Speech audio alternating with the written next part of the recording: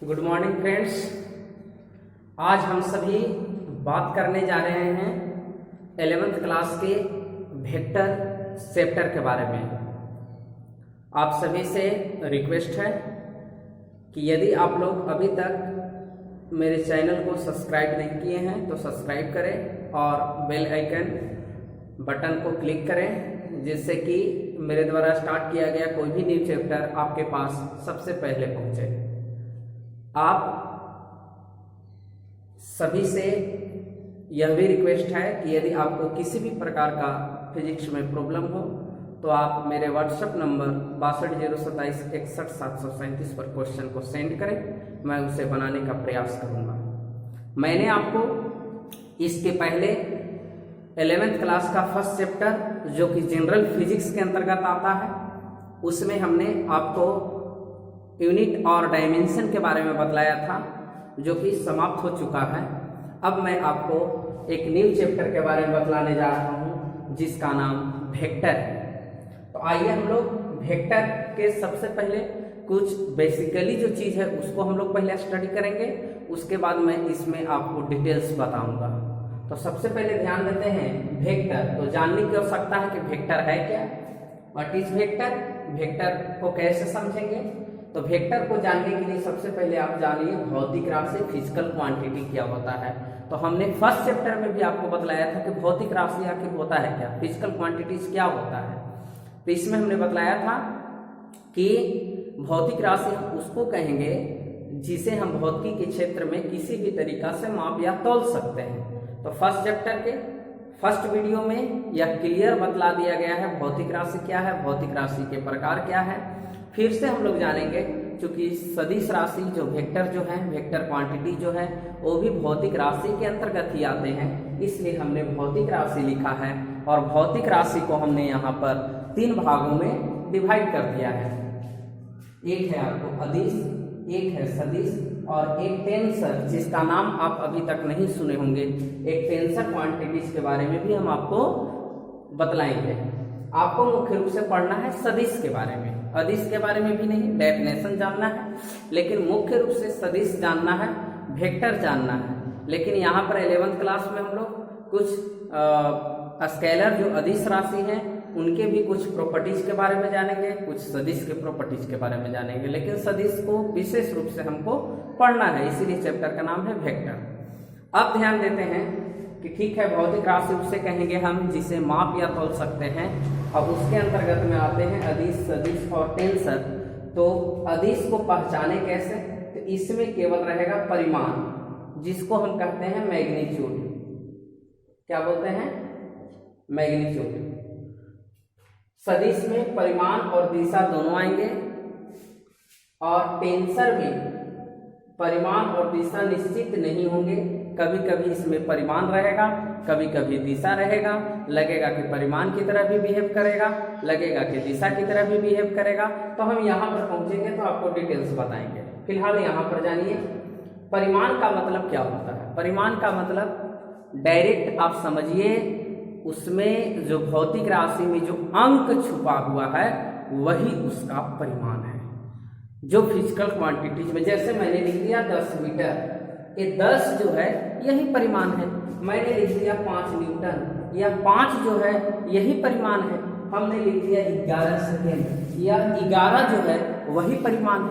तो परिमाण का मतलब कि कितना है, जो अंक है, जो डिजिट है, जो उसकी वैल्यू जो है वही उसका क्या होता है, मैग्नीट्यूड होता है। और डायरेक्शन तो आप सभी जानते हैं, पूरब में है, पश्चिम में है, उत्तर है, दक्षिण है, किधर है, पूरब पश्चिम के बीच है, किधर है, कुछ न कुछ तो डायरेक्शन होना चाहिए।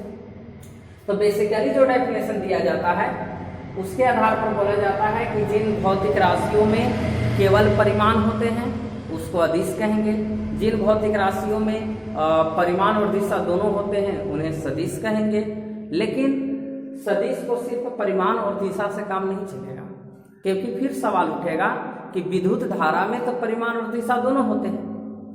आप 9th क्लास तक इसको सही कर सकते हैं, लेकिन विद्युत धारा है, इलेक्ट्रिक करंट है, आई है, इसमें परिमाण भी है और दिशा भी है। कैसे, मान लिया जाए कि 5 एम्पियर की एक करंट जा रहा है इसमें, तो 5 एम्पियर में 5 तो हो गया उसका आपकी परिमाण है, कितना जा रहा है भाई, तो 5 जा रहा है, 5 एम्पियर जा रहा है, तो 5 एम्पियर तो हो गया परिमाण, 5 एम्पियर परिमाण। जैसे यहाँ 10 मीटर परिमाण, 5 मीटर 11 सेकेंड, ये तो परिमाण को इंडिकेट कर रहा है। किधर जा रहा है, तो इधर से इधर जा रहा है, तो दोनों चीज अवेलेबल है यहाँ पर, परिमाण भी है और दिशा भी है। इसके बावजूद भी विद्युत धारा एक अदिश राशि है, तो आखिर कैसे अदिश हुआ ये, आखिर तो इसमें परिमाण भी है और दिशा भी है, तब तो डेफिनेशन गलत हो जाएगा। इसलिए मैं आपको बता रहा हूं कि क्लास 9 तक का डेफिनेशन जो है यह सही होगा कि जिन राशियों में, जिन भौतिक राशियों में परिमाण और दिशा दोनों होते हैं उसे हम क्या कहेंगे, सदिश कहेंगे। परंतु जब हम लोग क्लास 11th की बात करेंगे तो स्टैंडर्ड डेफिनेशन की बात करेंगे कि जिन भौतिक राशियों में परिमाण और दिशा दोनों होंगे, परंतु कुछ सदिश के जो नियम है, त्रिभुज नियम है और ढेर सारे रूल हैं, उसको भी फॉलो करे, उसी को हम सदिश कहेंगे। तो उन सभी नियमों के बारे में हम आपको समझाएंगे, तब पता चलेगा। परंतु यहाँ पर हम शॉर्टली जानते हैं, यहाँ पर डायरेक्टली हम बोल सकते हैं कि electric current has direction and magnitude both. Electric current के पास डायरेक्शन भी है, मैग्नीट्यूड भी है, but it is a scalar quantities because it does not follow addition rule of vector. हमने बोल दिया, परंतु आपको समझ में नहीं आया होगा क्योंकि एडिशन रूल ऑफ वेक्टर अभी आप नहीं जानते हैं, है ना।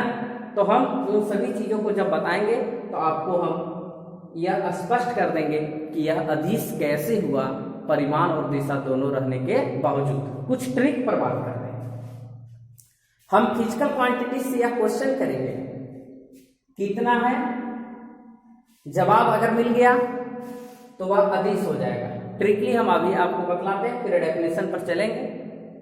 हम फिजिकल क्वांटिटी से यह क्वेश्चन करेंगे, कितना है और किधर है, जवाब मिल गया तो सदिश हो गया।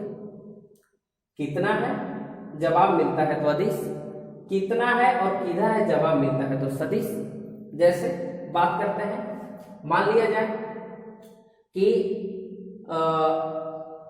सपोज डेट आप जिस स्थान पर है, अपने घर से आपके स्कूल की, आपके घर से आपके स्कूल की, कोचिंग की, कॉलेज की जो दूरी जो है, मान लिया जाए कि 10 किलोमीटर है। कितना है, 10 किलोमीटर। अब कोई पूछा आपसे कि आपके स्कूल से आपके घर की दूरी या आपके घर से आपके स्कूल की दूरी कितना है, तो आपने कह दिया 10 किलोमीटर। किधर है, पता नहीं, किस डायरेक्शन में, कहीं निश्चित कोई डायरेक्शन नहीं है, पूरब की ओर, पश्चिम की ओर, क्योंकि आप जब चलते हैं अपने घर से तो ना जाने कितने गलियों से होकर गुजरते हैं, कितने चौराहों से होकर गुजरते हैं, कितने आपको मोड़ आता है। आप हमेशा पल पल डायरेक्शन को बदलते हुए जाते हैं, कोई सर्टेन डायरेक्शन में आप ट्रेवल नहीं करते हैं। यदि आपके घर से आपके स्कूल के बीच का कोई निश्चित डायरेक्शन होगा कि हम एकदम पूरब की ओर जा रहे हैं, बीच में कहीं नहीं मुड़े, या मैं दक्षिण की ओर जा रहा हूँ, बीच में कहीं नहीं मुड़ा, अगर कोई निश्चित दिशा होगी तब वह दूरी जो है वह विस्थापन की तरह बिहेव करेगा और तब वह सदिश हो जाएगा। परंतु लेकिन सिर्फ दूरी है तो दूरी का मतलब ही होता है कि जिसमें कोई डायरेक्शन नहीं हो। आप किधर भी हो सकता है, यहाँ से बम्बई की दूरी, यहाँ से दिल्ली की दूरी 1000 किलोमीटर, किधर है भाई, तो घर से निकले तो बहुत सारा डायरेक्शन बदला। तो इसका मतलब क्या हुआ कि किधर है का जवाब अगर मिलता है तो ही सदिश होगा, किधर है का जवाब नहीं मिलता है तो वह अदिश होगा। जैसे मैं एग्जाम्पल के लिए लिख रहा हूँ, 10 kg आपको चाहिए, सपोज दैट चावल चाहिए, 10 kg चावल चाहिए, तो kg किसको इंडिकेट कर रहा है, किस भौतिक राशि को, तो द्रव्यमान को। क्लियर, kg किसको इंडिकेट करता है, तो द्रव्यमान को इंडिकेट करता है। तो द्रव्यमान क्या होगा, अब अदिश होगा कि सदिश होगा, आप सोच कर देखिए। मैंने कहा कि मुझे 10 kg चावल चाहिए, मैं दुकानदार से जाकर बोल रहा हूं कि मुझे 10 kg चावल चाहिए, तो 10 kg चावल चाहिए तो 10 kg से तो काम चल जाएगा। अब मैं उस दुकानदार को ये नहीं बोलूंगा कि मुझे 10 kg चावल पूरब में चाहिए, पश्चिम में चाहिए, उत्तर में चाहिए, दक्षिण में चाहिए, कोई डायरेक्शन तो नहीं है इसमें। तो 10 kg में केवल क्या है, केवल परिमाण है, कितना है चावल, तो 10 kg है, किधर है, ये थोड़ा हो सकता है आपके घर में है भाई, आपके पैकेट में है, बैग में है, किधर है, इसकी आवश्यकता नहीं है। यानी कि 10 kg जो हुआ अर्थात द्रव्यमान क्या हो गया, बोलिए, अदिश राशि हुआ। ठीक उसी प्रकार से मैंने लिख दिया 10 न्यूटन। मैं इस बोर्ड पर 10 न्यूटन का बल लगा रहा हूं। आगे जाकर मैं आपसे यह भी क्वेश्चन करूंगा कि आप कैसे जानिएगा कि आप 10 न्यूटन का बल लगा रहे हैं, आप कैसे जानिएगा कि आप 1 न्यूटन का बल लगा रहे हैं। आप मेरे साथ चैनल में बने रहिए, मैं आपको एक एक चीज को कॉन्सेप्ट वाइज क्लियर करूंगा। तो मैं 10 न्यूटन का फोर्स अप्लाई कर रहा हूं, तो कितना बल लगा रहा हूं, 10 न्यूटन। किधर लगा रहा हूं, तो इधर से इधर लगा रहा हूं। एक डायरेक्शन है, इसलिए बल सदिश राशि हो गया। अब कोई पूछा आपसे टाइम कि भाई साहब क्या बज रहा है, या फिर आपको इस काम को करने में कितना समय लगेगा, आपने कहा कि मुझे 50 सेकंड लगेगा, मुझे 1 घंटा लगेगा। तो कितना लगेगा समय, 1 घंटा लगेगा। किधर लगेगा, where is direction, direction is vacant, खाली है, कुछ नहीं है, डायरेक्शन नहीं है इसमें, तो समय अदिश राशि हो गया। तो कितना है का जवाब मिला सिर्फ, तो वह क्या होगा, अदिश राशि होगा। कितना है प्लस किधर है, दोनों का जवाब मिलेगा, तब वह क्या होगा, सदिश राशि होगा, है ना। जैसे बल को हमने सदिश कहा, इसी प्रकार से ढेर सारे एग्जाम्पल आपके सामने आ सकते हैं। एक और ट्रिक देखिए, अगर इससे आप नहीं समझे तो एक और ट्रिक देखिए, जिसमें वह नजर आ जाए, जिसमें वह नजर आ जाए, वह जो भी कुछ होता है, आधा ब आधा व जो भी कुछ है, ये नजर अगर आ जाता है तब वह सदिश होगा। किसी भौतिक राशि में अगर नजर आ जाए तब वह सदिश होगा। नजर नहीं आए तब वैसी परिस्थिति में वह क्या होगा, अदिश हो जाएगा। तो आप चेक करके थोड़ा सा देखिए। अपवाद के लिए कुछ हमने लिख दिया है।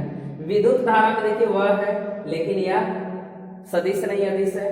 विभव में वह है, लेकिन यह सदिश नहीं है, अदिश है। घनत्व में भी वह आता है, तो भी यह क्या है, अदिश है। कुछ अपवाद है, कुछ फिजिकल क्वांटिटीज को छोड़कर सब जगह आपको 100% नहीं तो 99% यह सही होगा। द्रव्यमान में भी वह है, आधा वह है, तो भी यह क्या है, बोलिए, यह क्या है, अदिश है। और दाब में भी वह है, तो भी यह क्या है, अदिश है। इसके अलावा 1 8 2 3 4 और आ सकते हैं, लेकिन मुख्य रूप से जितने भी कंपटीशन में पूछते हैं या फिर आपको जो क्वेश्चन बार बार आते हैं, उसी का हमने एग्जाम्पल ले लिया कि जिसमें वह नजर आ जाए वह सदिश होगा, और जिसमें नजर नहीं आ जाए वह अदिश हो जाएगा। तो कुछ के लिए जहां सस्पेंस हो जाएगा कि सर अभी आप बताएं कि विद्युत धारा में तो अदिश राशि है, फिर यहाँ आप बोलते हैं वह नजर आ जाए तो विद्युत धारा में तो वह है। उसके लिए हमने कुछ एग्जाम्पल देकर आपको यहाँ पर क्लियर कर दिया। अपवाद मानिए ट्रिक है, फिजिक्स में अपवाद नहीं होता है, परंतु ये कुछ अपने ढंग से ट्रिक तैयार किया गया है। अब देखिए एग्जाम्पल देते हैं। आपसे कोई पूछ दिया संवेग क्या है, आपको याद नहीं है, आप डायरेक्ट बोलिए सदिश है, क्योंकि हमने बता दिया जिसमें वह नजर आ जाए वह क्या होगा, सदिश होगा। अच्छा आवेग क्या है, कुछ पता नहीं आपको, डायरेक्ट बोलिए क्या होगा, सदिश।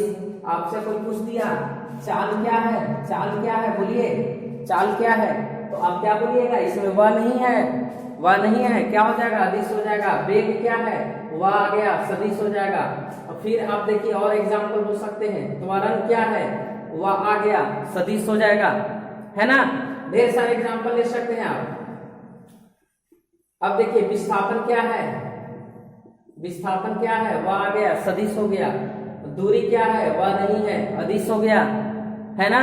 तो ढेर सारे एग्जाम्पल हो सकते हैं। आप जैसे नाम नहीं सुने हैं, नाम मैं यहाँ पर लिखता हूँ, विद्युत क्षेत्र की तीव्रता, आपको पता ही नहीं है कि क्या होता है, तो भी आपको एग्जामिनेशन में पूछ दिया गया है।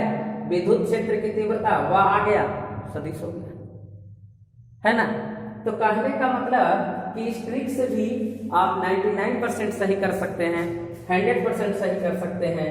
तब जब आपको कुछ अपवाद याद रहेगी कि किसमें वह होता है जो अदिश होता है। 6-7 आप अगर रट लेते हैं, इसे मैं रटने के लिए तो इजाजत नहीं दूंगा फिजिक्स में, परंतु ट्रिकली अगर कुछ जानना चाहते हैं तो उसके लिए है, कंपटीशन के लिए है, या एग्जाम में आप कंफ्यूज कर गए तो उसके लिए यह व्यवस्था है।